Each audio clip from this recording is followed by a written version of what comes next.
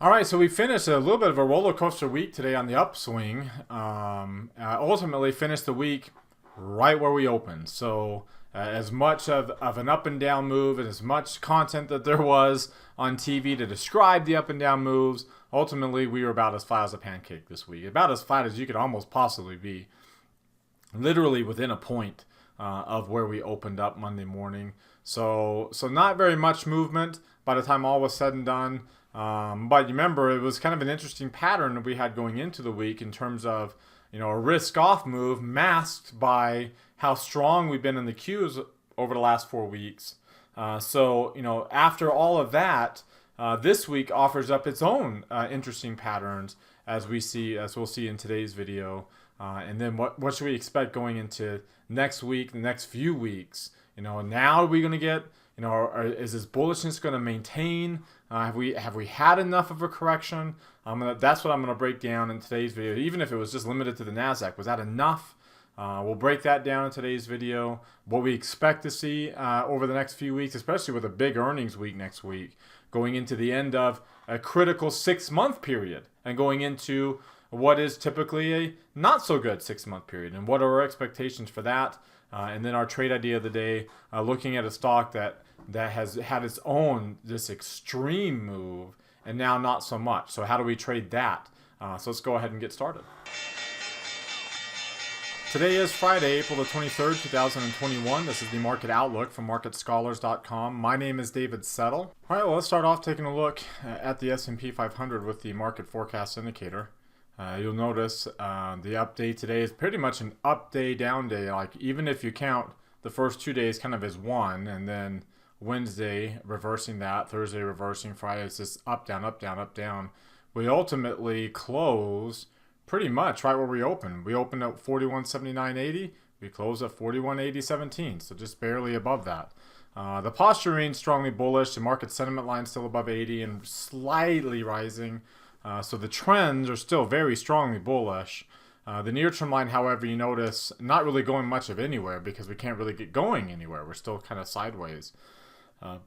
As a result, again, it's just barely above 50. It actually turned down. Most likely going to turn back up unless we get a pretty significant down day. Even more significant down day on Monday.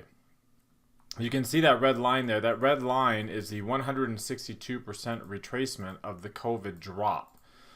So that's this drop right here. Let me get rid of this one over here. That's the COVID drop that we had. So we've subsequently gone all the way through to the 100% mark. We were kind of flirting with the 100% mark with that intermediate pullback, and then has since rallied from the 100% to the 162% on this current intermediate run that we're on right now. That again is now pretty close to a full 6 months. I mean, that's one of the longer ones I have to say that I've seen. Typically 5 months is about as long as I've seen, and those were rare. And now we're on a typical 1 to 3 month time frame. Now here we are at 6 months. So very long intermediate rally. Of course, remember that wasn't the case with the Nasdaq, but the Nasdaq still shows a strong bullish posture now on this new run that it's on. That we are getting close to, we are past 3 weeks and now going on into a 4th week, so the first month. The Russell 2000, on the other hand, is still pretty darn flat. Intermediate posture is sideways right at the midpoint. I mean, you can't be more flat than that. The momentum line's down, the near-term line's up, but neither one of them are in a reversal zone. They're still stuck in the middle of the range here. Market sentiment's still falling because we're flat. We have been bullish and we've been going sideways. So very, very neutral range in the Russell 2000. That's actually showing up in a rune indicator where both lines, as you can see, actually did we get a new high? We got a new high here on the Russell today, and not necessarily yet on the IWM. So IWM is still slightly lower than that high point there at 226.54, and we got up to 226. Oh, we actually did go up to 226.65 there. Looks like we're still having one of these days as a new high versus the Russell, which is now we've finally gotten up to 100 at 2281 versus 2280 right there. So nice, good, strong move that we haven't seen in a while on the Russell, and suggesting that maybe the Russell will follow suit with what the NASDAQ did, right? The NASDAQ, after its intermediate pullback, with the red line crossed up above, the green line crossed and hit 100. And since then, kind of broke out and started this little rally that it's on.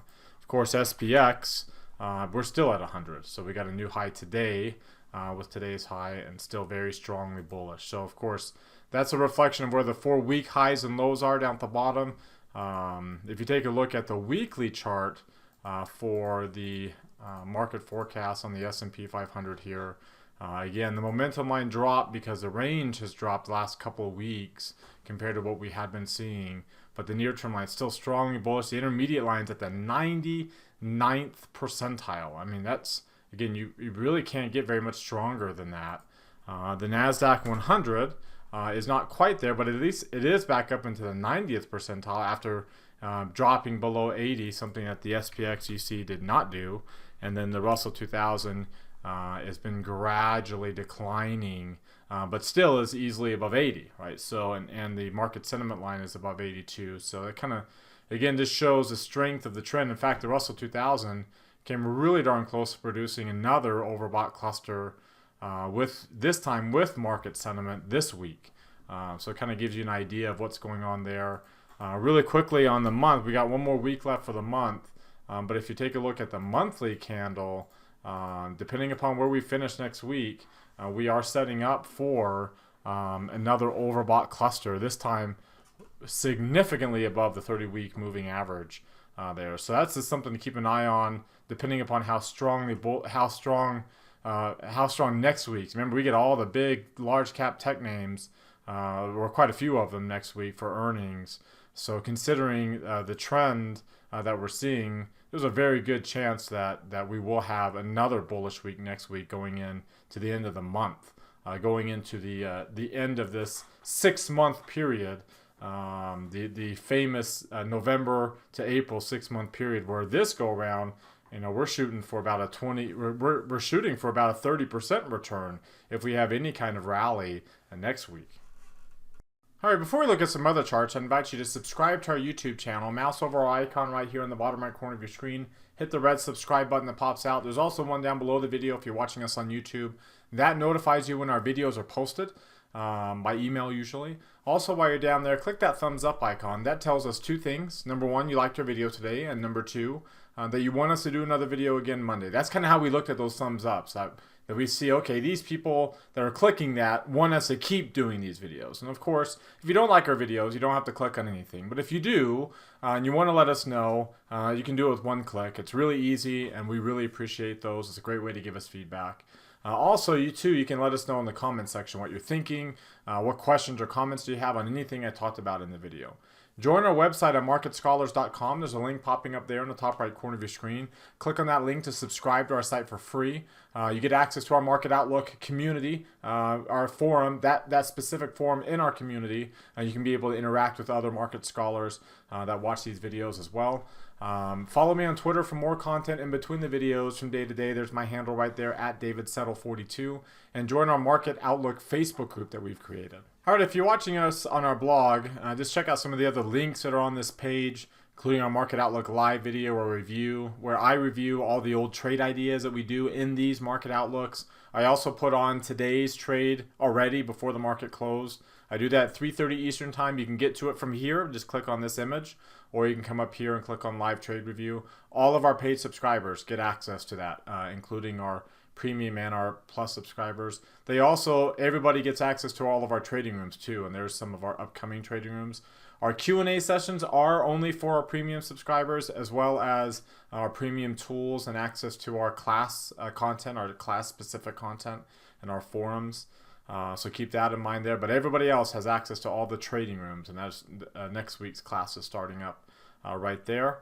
Come on down here, click on this heart. It opens up a new tab. Hit that like button right there. Click this thumbs up icon. It also opens up a new tab, and hit that like button right there too. Again, the more you do that, the more people will actually see our content. You can see very few people saw this, and that's a function of how many engagements our posts have, whether it's Facebook or Twitter. So the more engagements it has, the more people will see it, because that's how their algorithms work. It also benefits you because Twitter and Facebook will promote content inside of your timelines from the accounts that you engage with the most. We try to make it really easy for you to engage with us right here on the same page where you're watching us. All right, going back to the weekly chart again with that really, really high PPO there. Again, probably, let's see, if I remember correctly, if not the highest of the last 20 years. So the last 20 years does not include the late 90s. We are past that level now. So yeah, it is the highest PPO now that we've seen in the last 20 years. And you'd have to, to go back to, like, even just going back to the modern S&P 500 of 1957 is when that started. We're still in the 94th percentile. There's been a few other periods where we've been this high. So what, at 8.92 is where we're at right now. So 8.92. There's been a few other periods we've been this high, most notably in the late 90s. Now, not even 99. We're looking at like early 98 as well as 97 where we've got this bullish in the S&P. You can also see in the late 80s going into the October crash of 87. You can see in 86 as well, early 80s and 82 there. And 1980, we had a very strong run. And you can see some of the other levels. So, that kind of gives you an idea of, how strongly bullish we are right now. Doesn't you look over here in the 50s? It doesn't necessarily mean we have to falter. Now, it does mean that maybe a year later, not so bullish. I don't think necessarily that's the case. But I think if it is the case, if a year later we are close to where we're at right now, it will more likely be because we do get an intermediate pullback, maybe even a market sentiment pullback.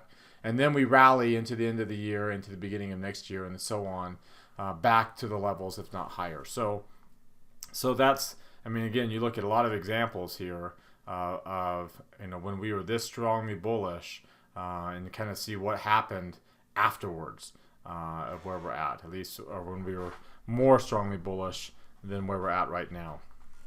That's on the S&P 500, of course. When you look at the NASDAQ, that's not the case. The NASDAQ is down. Now, granted, it's down from where it was at, but still, outside of this early peak, that's still pretty strongly bullish compared to other periods that we've had here. And then the Russell 2000, you can see, in its whole history, it is still the highest ever outside of what we're coming down from. So, and it's consolidating, right? It's just grinding now. That's why it's having a hard time going up, because now it's just essentially grinding with all these transition candles. And I expect it'll probably still maybe a little bullish candle here or there, just like some of these bearish candles were. But I don't think that we'll get one of these kind of good directional moves here until we get some more convergence on this long-term chart. When you look at the three green arrows for the S&P 500, you can see we do have one red arrow right there. The stochastics is close to another red arrow, but basically it just means that we're losing some momentum. That's not surprising. We're getting some convergence here. That's on the daily chart. When you look at the weekly chart, very, very high. Like the lines are very far apart. So, we're not anywhere close to some convergence yet. And the stochastics is actually in the 98th percentile almost, 97th percentile there. So, very, very strong. That is the MACD, which is an absolute number. If we were to look at the PPO here instead of the MACD, if we were to look at the PPO instead, and look at the 817 here, then you can see again where we're at right now. Let me get rid of some of these lines. Get rid of that one too. We are in the 93rd percentile, so very, very strong. And then relative to where we were over here when we got the last intermediate pullback on the S&P, about where that MACD peaked last time, they're at 99 and we're at 98 right now. Well, on a PPO, we were at 3.79, and right now we're at 3.14. So we're not nearly as bullish as we were there, but we are pretty darn close. So very strong, needless to say, very strong move, well up above the 30-week exponential moving average, if you want to look at it that way, or 30-week simple moving average, excuse me. If I go to simple here, and then I go to 30. So again, how far up above that blue line we are, we're 7% above. We were further over here, we were close to 10%. So that kind of gives you some perspective on how strongly bullish we are. But again, going back, as far back, here at 7%, that kind of gives you an idea of just how high that number is. So needless to say, I mean, whether you're looking at, linear regression, where's that linear regression trend line? Here it is. And you're looking, we've been looking at the 20-year linear regression on this. We are still outside of 2 standard deviations on the S&P. Look at IWM, and we've pulled back a little bit below the second standard deviation. You look at QQQ, and we are still easily above the second standard deviation. So, you try to find COVID on this chart, and you really can't see it. And that puts into perspective the type of move that we're having. You can see, even if I were to switch this to a log scale, it kind of throws off these linear regression lines a little bit. That's why I don't use log scales on linear regression. But it doesn't change where the lines are. And you can see, like right now, again, it's hard to find where the COVID low point is because it looks just like any other significant pullback and not nearly as even bad as it was. I mean, obviously there's the bear markets that we had over there. So go back to a regular scale there, and you can see just how high up we are. So we're continuing to get these strong trends, and while they're still strong, it's gonna be some time before they really kind of break. Here is SPY back to above 5 and above 80 on this chart. That's a very strong move. Obviously, you're not getting that on the small cap index, which is back to 0, right? I mean, today you can see if you look at the trend quality, it's at 0 again. The trend noise balance back to 0, which literally means we just have no trend right now. On the other hand, SPY is at very, very strong trending levels. So you can see the big discrepancy between large cap stocks dominated by mega cap stocks and small cap stocks, which just are not going anywhere. If you look at the directional movement index, that ADX is just continuing to move higher, even though the positive indicator has been dropping here because we've kind of slowed down. And the negative indicator is still well below 20.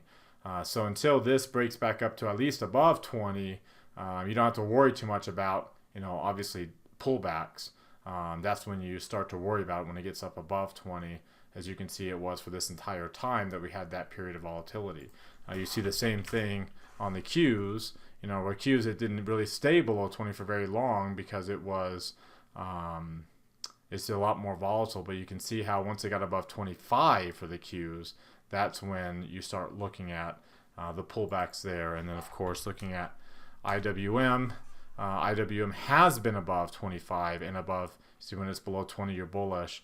But when it gets above 20, above 25, which it has been this entire time, and it's positive. So it kind of shows you that even though it's neutral, the bias still is to the downside for the small cap stocks, and kind of tells us just to keep an eye more on the downside potential of this chart more so than anything. If you look at like the 2-year chart of small cap stocks, the reason why you're more concerned about a downside is there's just nothing holding it up here, right? We've been building up a node at this point for the last few months, but outside of that, below that 23% level, which is where intermediate pullbacks start, there's nothing there, right? Which means a move down to 62% at least, if not all the way down here to the 78%, is very, very feasible because nothing's there to stop it from making that type of move. Now, that would not be falling off the cliff, right? You have to put everything in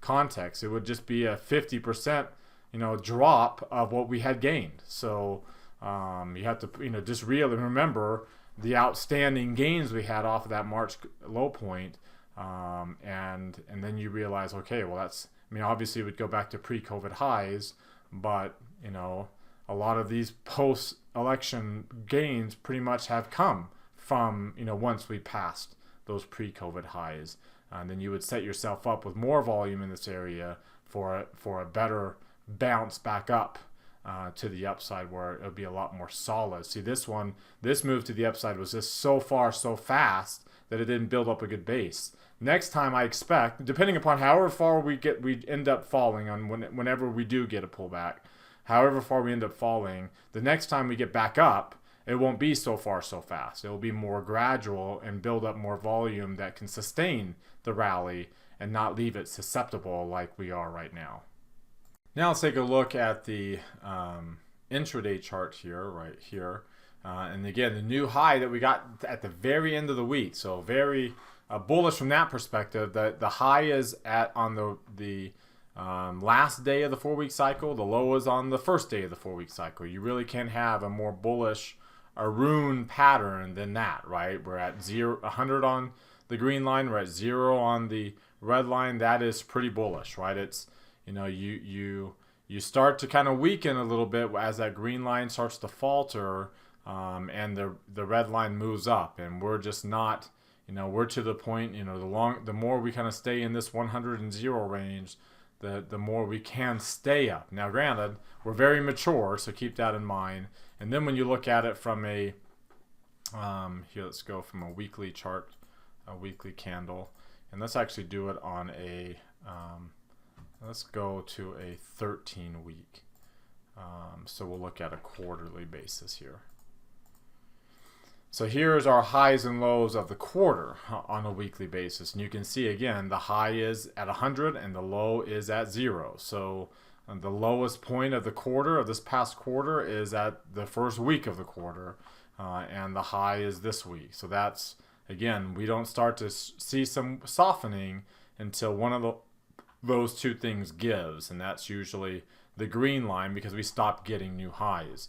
And that hasn't been the case. You can see for the last so many weeks, we've been getting new high, new high, new high as we just stay at 100. We've only gone a couple of weeks, like here, we went 2 weeks without getting a new high before getting a new one on that day. We went 1 week without getting a new high before getting a new high the next week. So, you know, 1 or 2 weeks, you can see 2 weeks there, 1 week there. 1 or 2 weeks without a new high, no big deal.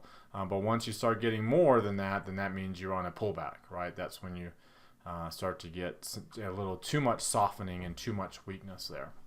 But it's got to start with 1, and we don't even have the 1 yet. As we'll see if that happens next week. And I don't even expect next week. I expect we'll get new highs next week too, because that's just the news that we have next week that can really get things going. If you take a look at the range and the volume, the range dropped back down to 73 million shares after a little bit of a bump yesterday. The range still at 5.5 points today. Again, put that in the context.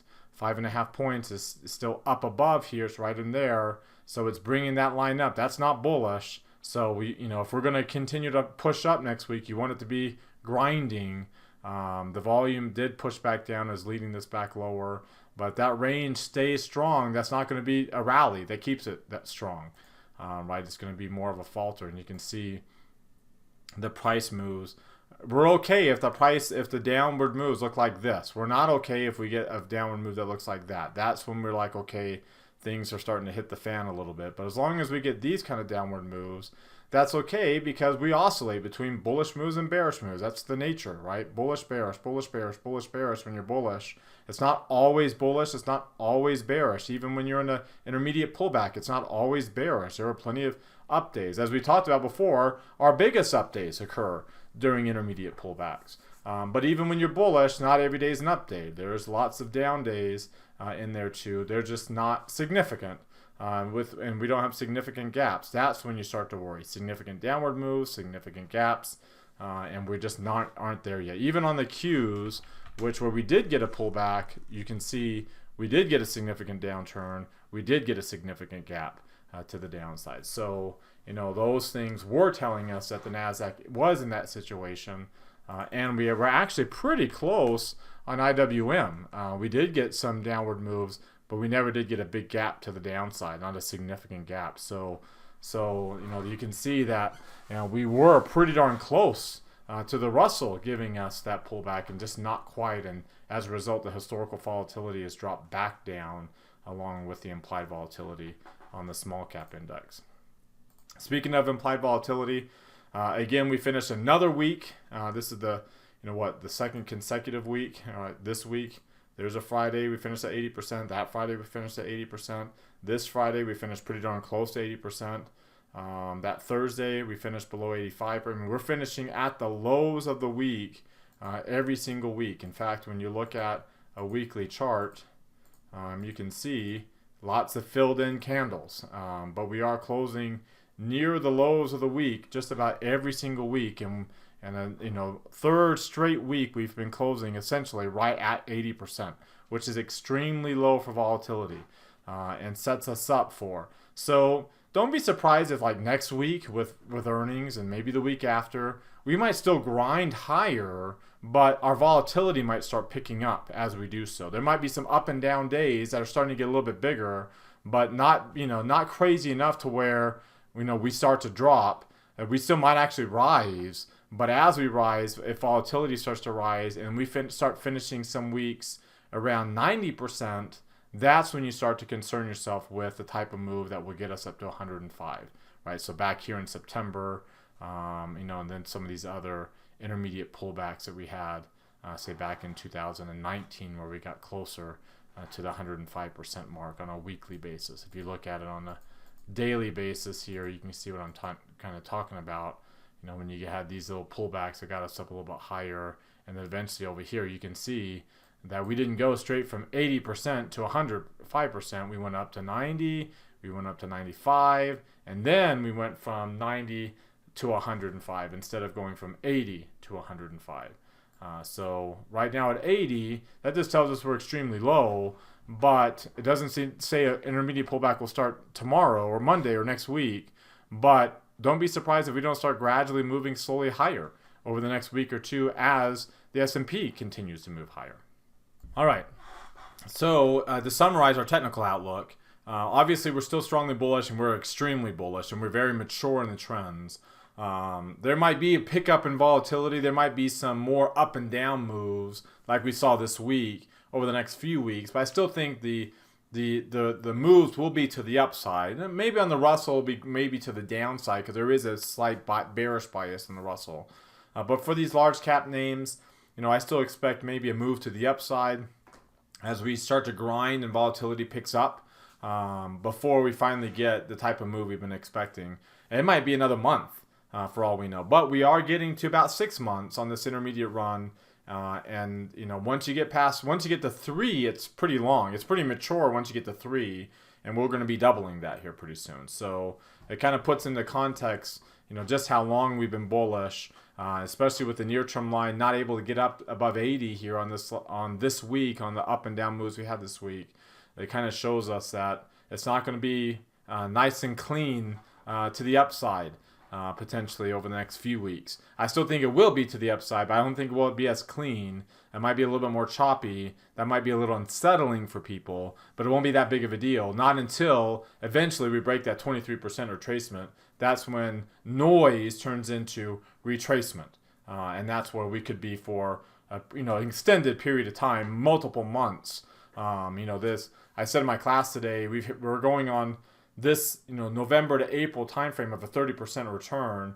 I expect in the next May to October, Halloween timeframe, that this next 6-month period, I expect there will be not only an intermediate pullback, but a market sentiment pullback within that. That doesn't mean necessarily that we'll be that much deeper. It'll be a little bit deeper. Not too bad, because remember, again, it's all in context of the rally we had beforehand. That's what Fibonacci retracement is, right? It's context of the rally you had beforehand. So it's not going to be, I don't think that we'll lose more than 40% of what we gained off that March low point. But it might mean that we stay down, for a couple of months, 2-3 months, we stay down. We go up and down, but at the lower levels before we finally get to that Halloween, get to the end of that 6-month period. And we could very well already be rising. In fact, I fully expect that we will be rising again by Halloween. But sometime in that 6-month period, considering this intermediate run has pretty much lasted this whole November 1st to April 30th time frame, that's pretty much been the extent of this current intermediate run that we're on. It's kind of hard to replicate that during what is already traditionally, seasonally, a weaker 6-month time frame. So what do you think? Do you agree with that assessment? Do you disagree? Let me know in the comment section below, especially if you disagree. What indicators are you looking at that you would like to share with us, or charts that you'd like to share with us that would suggest why you're a lot more bullish than I am, or why you might be a lot more bearish than I am? All right, after multiple weeks of a really low, multiple days of a really low trend, we finished the week with a really low trend. That's brought us down from what, and I showed you last week and last Friday's, actually I think it was Monday's market outlook video, I showed you this chart. So this is what, when you have a 20-day trend up to 1.25 and you've been bullish, this is what that looks like, right? You come over here, we'll end it last week, and then we'll go 4 weeks before that, which was one, two, three, March 22nd. So this is what a 1.25 trend looks like, even though you've been bullish, right? SPY is strong because the Qs are up 9%, but IWM is actually down. Gold and bonds are up. Commodities are rising. Real estate's up really high. That's what a high trend looks like. It looks risk off-ish, but stocks are up because of a handful of these mega cap names that really led us higher. So now let's fast forward to this week where you had a really low trend, really low trend for just about the entire week here, and take a look at what that looks like. So you can see the Qs gave back some of those gains. They were down about 1% for the week. The dollar ended up down pretty significantly this week. I'll show you what that looks like on the chart here when we look at the dollar. Gold is flat. Look at commodities and real estate. Again, hard asset, physical assets are really ramping up and having a really good return, even as paper assets, including fiat currency, had a pretty negative return here. So now let's take a look at what that means on their own individual charts, and specifically on the Euro US dollar, which we were kind of looking to see if we might pull back, but that was not the case. We started the week with a breakout move above that 50% retracement. We finished the week with a breakout move above the 38% retracement. So very strong run on a new bullish move. The near-term run has ended, and now we're bouncing back up. A new bullish move on the euro. Again, kind of suggesting a broader risk-on move. But bonds, that's not the case. Bonds are starting a new bullish move themselves, getting above the 23% retracement of the decline, dark green shading and green line, and gold with an overbought cluster, and gold holding above its 23% retracement, dark green shading and a green line on its intermediate pullback that it's had with a cluster at the beginning. So gold and bonds are looking, even if the dollar's not necessarily, gold and bonds are looking very strongly positive. I mean, not strongly positive, but weekly positive, looking like they're trying to get some kind of reversal, intermediate move going, obviously, which would be a reflection of risk aversion from an asset class standpoint when you see those kind of moves. We're just not quite seeing it in DBC, which is still holding up and actually getting a new high here without a pullback, and you can kind of see you have to draw that up to a new high point. So again, physical assets, especially are moving up this far, this fast, is a reflection of rising inflation expectations. Same thing with real estate. Look at the strong move we had. We did get an intermediate pullback there, even if it only had 1 day of a red line, but you did pull back. But now it's having its own nice little run, as they're pretty much being sideways for most of this period where stocks were just taking off.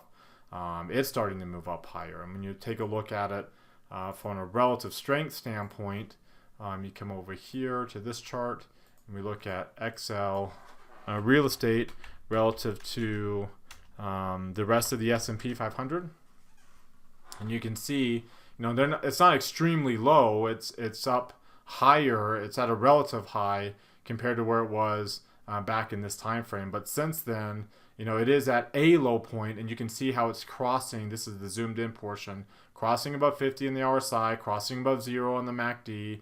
PPO has got strong momentum to the upside, getting above 100, getting through the 30-day moving average finally. We did a couple weeks ago too, but came back down. But the 8 and the 17 day now are potentially crossing above. So it looks like real estate is making a run to start really outperforming equities, as is commodities. And they've got a much stronger road to hoe. But you can see after pulling back the last few weeks, bouncing back off the 30-day moving average, back above the 8-day moving average. And we'll see if things start to turn back up with the positive momentum they had already started to generate. So again, that's a sign of inflationary expectations. Weakness in the dollar is also a sign of that. That's generally bullish environment for equities. That doesn't necessarily mean that we have to go up every single day, and that doesn't mean we won't get any pullbacks. But it does mean that it kind of shows you where people are going right now. There's a transition towards more physical assets, away from obviously the paper assets that we're seeing, because this is all in relation, of course, to quote-unquote paper assets. Again, that doesn't mean that we're overbought. I mean, it is a very late cycle pattern, but it's a pattern that can develop over months, right? It's not a one-day phenomenon. As you can see, when we can go up, these types of assets can really rally in addition to stocks for months and months and months, especially international stocks, which is where I fully expect that we will start to get, especially emerging market stocks. I expect that they'll start to outperform. They've pulled back in the last so many weeks, but I think they've hit a low point here where the CCI is going to bounce up, the RSI will bounce up, and we'll start to get a little bit of a rally in these histograms on the MACD showing that those lines will start to turn up. So that's, again, international stocks I would expect to outperform, especially if there's any kind of risk off move, any kind of risk aversion, even if it's temporary. It's going to hit U.S. stocks a lot harder than it's going to hit these international stocks, which have already had, especially emerging markets, which have already had their exhale. All right, let's take a quick look at how the sectors finish up the week. So let's come back to this chart here and go to the sector rotation. I showed you before too, what a 1.25 trend looks like there. Again, you go to March 22nd, and you go all the way over here to last week. And you can see what a 1.25 trend looks like there. Utilities and real estate are up, along with technology and discretionary, dominated by a handful of stocks there. But this is what we look like this week then. So coming out of that 1.25 trend, going into the rest of this week, real estate and healthcare had a great week. Industrials, materials finished strong. Financials kind of matching the markets flat. But on the downside, energy's down, and then technology and discretionary coming down along with utilities. So giving back some of their gains that they've had over the past week. But this isn't your most risk-on move either. So expect, as we have some volatile bullish moves over the next week or two or three, but still move higher on a net basis, I believe. Not a whole lot higher, but enough. There'll probably be different sectors that will have better weeks than others. It won't be like all XLY, XLK, XLC. It won't be all XLI, B, F, and E.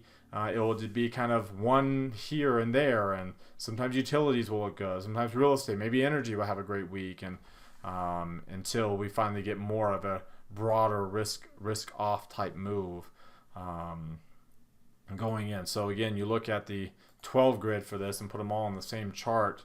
Again, there's a lot of convergence going on as the prices are moving towards their moving averages.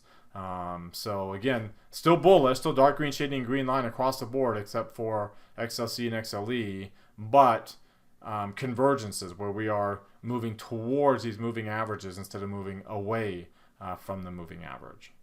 All right, so that brings us up to our trade idea of the day, and let's take a look at one of these stocks that have been doing very, very well. Snap had a very strong move here, very bullish. We've been starting to grind. It's been going sideways since. It's had a little bit of an intermediate pullback, its own. When the Nasdaq had its pullback, so did Snap. It broke its 23 and 38% retracement levels, and now we're kind of grinding around the 23. So it's kind of getting hard to get going. Because that's the case when you've been so strongly bullish, it's kind of hard to get a new one going. You can see what some of these, like you look at the DMI for Snap, and it got really bullish over here. And then stayed bullish for quite a while And then it started to grind. Had one little last hurrah, then it started to grind, and this is where we're at now with both lines below 25. And the Ichimoku cloud got really strongly bullish over here. Then we started to grind. One last hurrah, and now we're really grinding. Very, very noisy period. We're just not getting a whole lot of movement. You look at the Bollinger Bands, and you can see big, fast moves. Don't have a whole lot of volume associated with them. Let's go to the 2-year chart. So we're pre-COVID, and you can see big, strong move. Not a lot of volume because we move up so far so fast. This is all last year. This is actually, there's COVID. So this is all since COVID, well past COVID. We had the bulk of the move over the last 6 months or so. Again, very little volume because of that.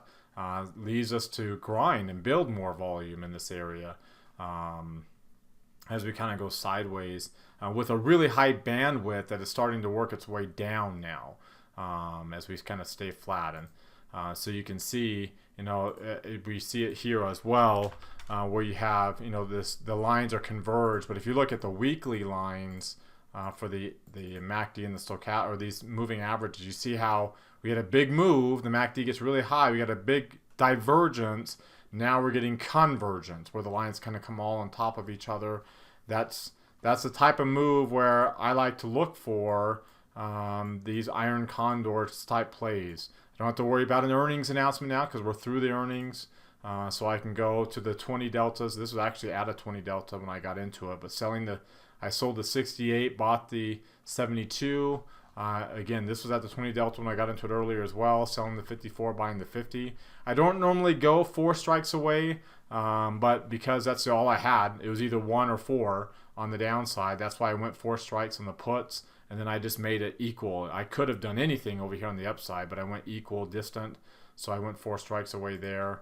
I position size for full position because I don't have to worry about earnings. So I got my return that I shoot for a normal position size with actually a little bit smaller than normal risk, less than $1,000.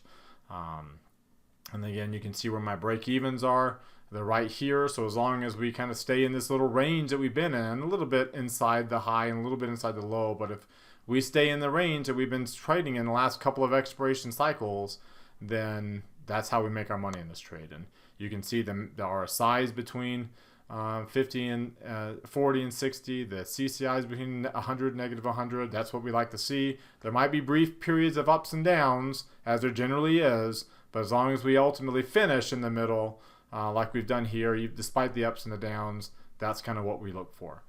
So that's our trade idea for today. And that wraps us up for today. So you've heard from me now. Now I want to hear from you. Use that link popping out in the top right corner of your screen. That takes you to the Market Outlook forum. That's the free forum that everybody has access to. Open up any new threads, reply to anybody else's threads, and let's keep this conversation going of what we talked about in the video. If you have any questions for me, post them in there as well. Like I said, reply to anybody else's, and let's keep this conversation going. Thanks again for watching tonight. Remember to subscribe to our YouTube channel. Hit that thumbs up icon, as well as like us on Twitter and Facebook. That's a big deal for us. And then comment on our video. Have a great rest of your Friday night and weekend, everybody, and we'll see you all next week.